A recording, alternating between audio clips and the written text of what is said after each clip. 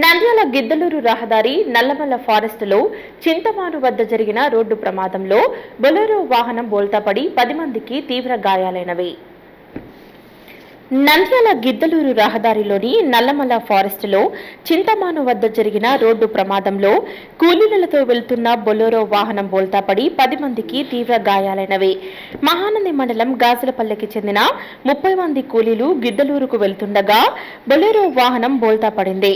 అందులో ప్రయాణిస్తున్న 10 మందికి తీవ్ర గాయాలు కావడంతో వైద్యం కోసం నంద్యాల ప్రభుత్వాసుపత్రికి తరలించారు. పోలీసులు కేసు నమోదు చేసుకుని దర్యాప్తు చేస్తున్నారు.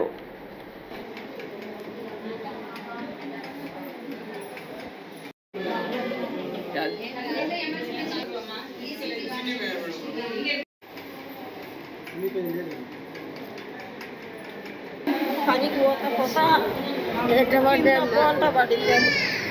ఎంతమంది ఉన్నారు? 25 మంది ఉన్నారు. దెబ్బలు సగం మందికి తగినాయి, సగం మందికి చిన్న చిన్నవి. టర్నింగ్ మా బండే పడింది సార్.